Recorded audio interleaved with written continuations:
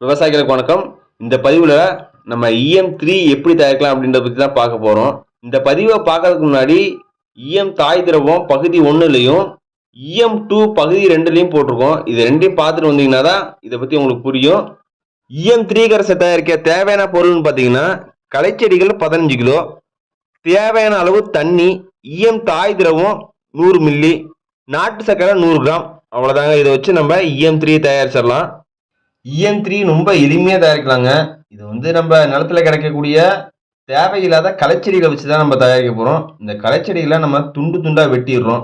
துண்டு துண்டாக வெட்டினாதான் இது நல்லா ஊறி செயல்படும். அதுக்காக தான் EM3 தயாரிக்கிற நோக்கமே நிலத்துல தேவையான நுண்ணூட்ட சத்துக்கள் இந்த களைச்செடியிலேருந்து நமக்கு கிடைச்சிருது.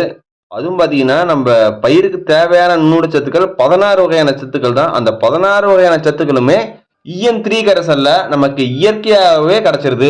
துண்டு துண்டா நறுக்கின களைச்செடியை எடுத்துட்டு போய் பேரல்ல நல்லா தண்ணியை ஊற்றி உள்ள முழுக வச்சிருவோம்.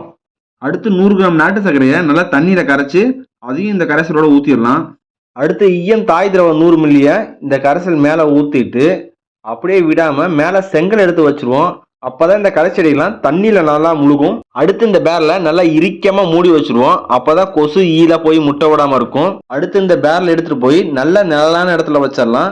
வச்சு அதுக்கு மேல ஒரு செங்கலை வச்சிருவோம். மறுநாள் காலையில பேரல் மூடிய திறக்கிறோம், மூடுறோம். இந்த மாதிரி தொடர்ந்து 8 நாட்கள் செஞ்சா 9ஆம் நாள் EM3 கரைசல் தயாராயிரும். நம்ம இந்த மாதிரி 8 நாளும் ஒவ்வொருதையும் பார்க்கலாம்.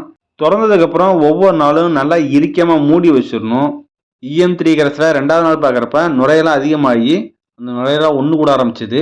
இந்த கரைசலை 3வது நாள் பார்க்குறப்ப இந்த தண்ணி மேலே நல்ல ஒரு வெள்ளை படலமாக படர்ந்து எல்லா நுரையுமே நல்லாவே ஒன்று கூடிருச்சு.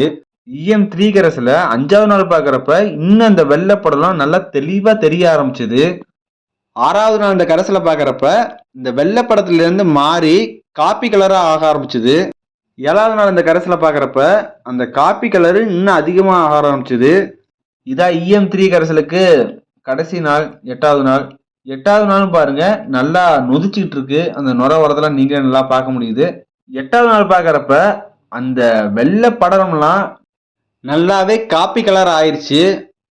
அடுத்து 9வது நாள் இந்த EM3 கரைசலை நம்ம நிலத்துக்கு தேவையான அளவு பயன்படுத்திக்கலாம். EM4 கரைசல் எப்படி தயாரிக்கிறதுன்னு பகுதி 4ல பார்த்தலாம். வாழ்க இயற்கை விவசாயம்.